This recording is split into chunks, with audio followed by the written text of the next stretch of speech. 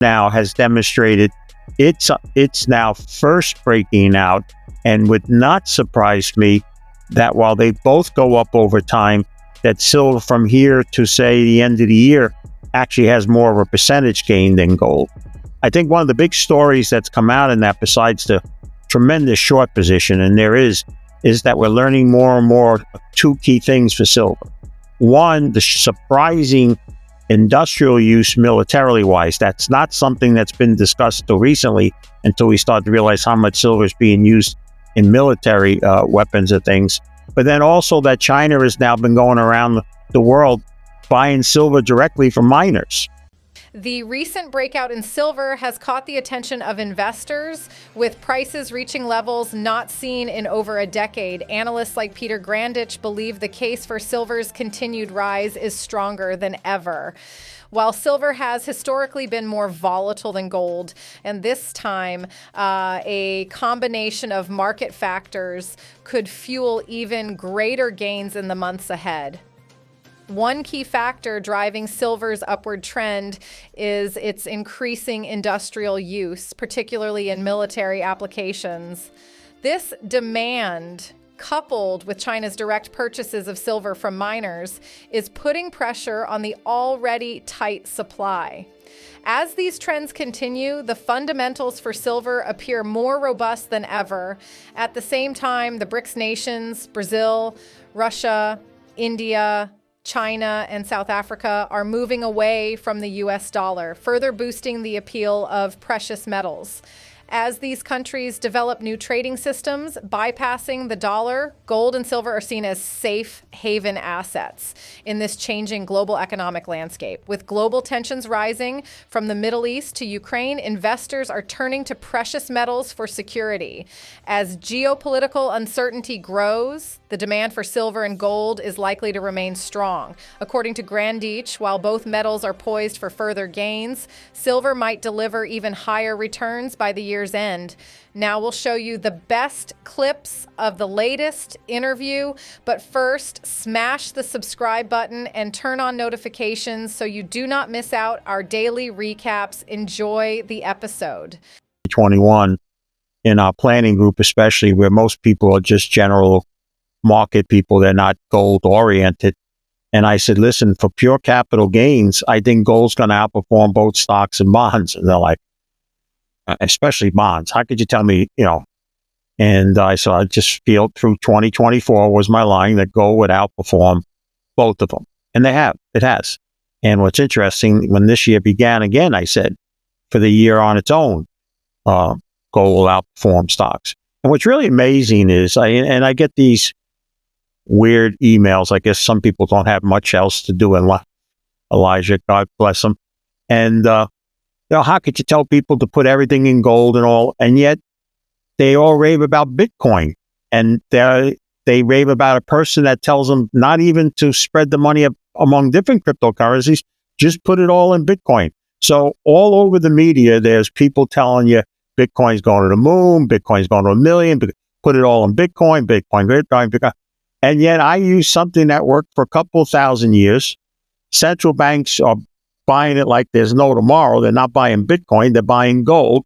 And yet I'm the crazy one. So it's okay. At the end of the day, it was the right move. I think a lot of the movement was based on what was transpiring with the BRICS. Now we go into those meetings next week. We've already seen a lot of news come out. It's all bullish for those of us who've been big believers in the BRICS. I've been one of them. I think I'd be hard to believe there was somebody much more of a believer than I. And there tends to be sometime buy the rumor, sell the news. So there's always that possibility. And what I would just tell people, and nobody knows the future but Almighty God, is we know we'll be in a bull market if it's a sharp sell-off. And everybody goes, how's that? Bull markets always have sharp sell-off corrections. It's when things just trickle and goes down and goes back a little. You think it's turning, it goes down again. That's a bear market. And that the goal isn't anything near that. So it wouldn't surprise me. It wouldn't change my long-term thoughts.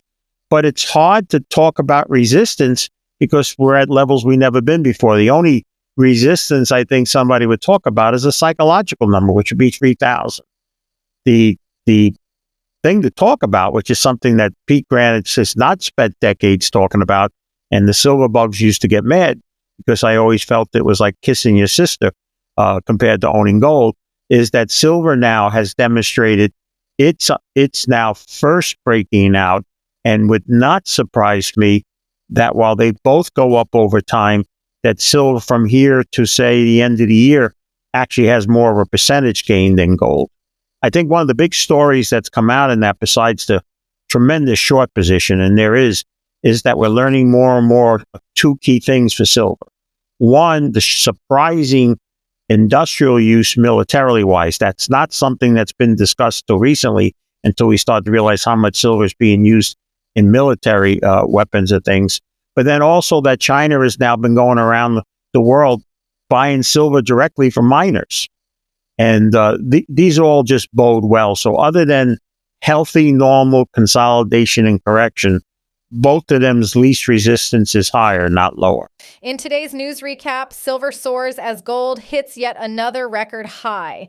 Precious metal prices stormed higher yesterday as investors flocked to safe places to store their money amid uncertainty over the U.S. election and tensions in the Middle East.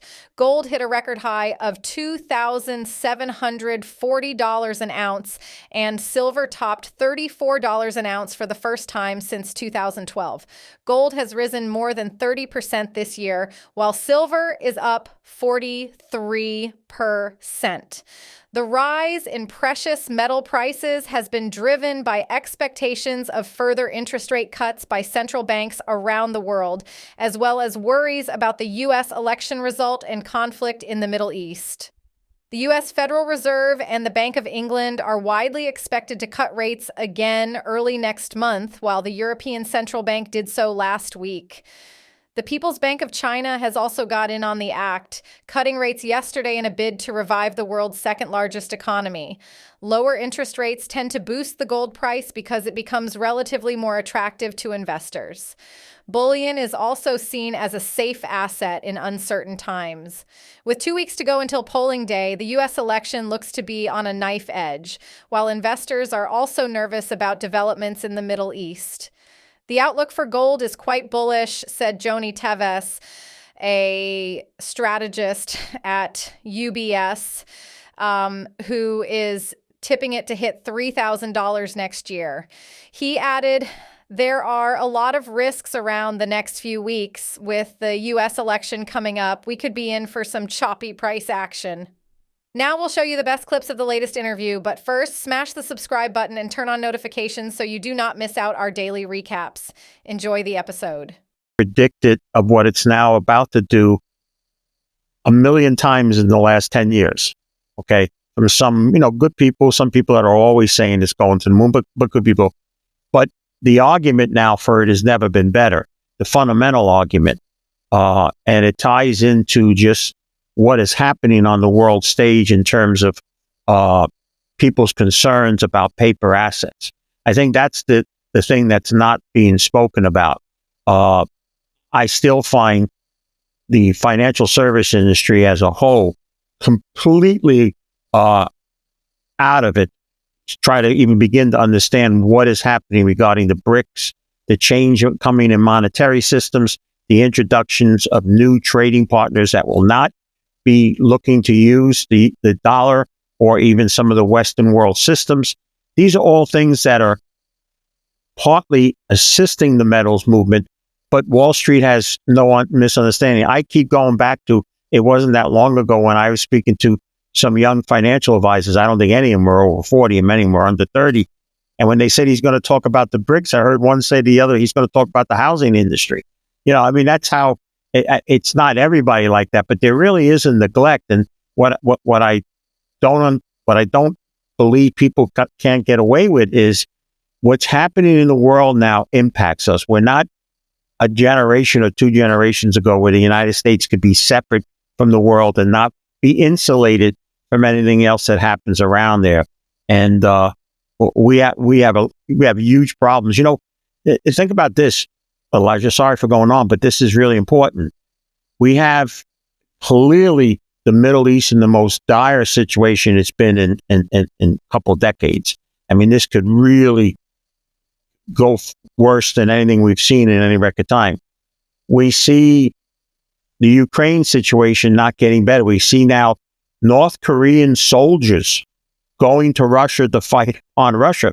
Don't forget, you can call him a crazy man, whatever, but North Korea has nuclear weapons, and several of them. We see just recently, just days ago, China literally surround the entire island of Taiwan and basically say that, hey, listen, you guys better get your act together and join us, or there's going to be a problem. And this is not counting all the social and political issues that we have with immigration here and abroad, economics. We just saw our government spend another $500 billion to our deficit in just 3 weeks.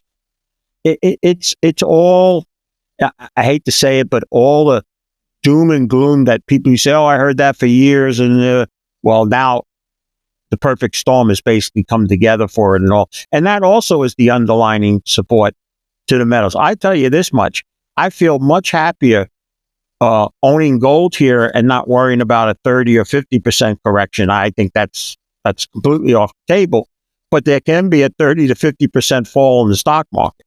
And so I'm quite happier that I chose gold as a capital appreciation and in my portfolio than the general equity market right now. What do you think of Peter Grandich's take on silver's recent breakout and the role of BRICS nations in reshaping global markets? Peter has highlighted that silver's surge, while often predicted, is now supported by stronger fundamentals than ever before. With increasing industrial and military demand, alongside major moves by China to purchase silver directly from miners, he believes the market is primed for continued gains. Peter also emphasized the critical role that BRICS nations are playing in reshaping global trade systems as they pivot away from the dollar, which could have lasting impacts on both gold and silver prices. Let us know your thoughts in the comments. Thanks for watching, and be sure to check out this next video. It's the perfect fit for you. I'll see you on the other side.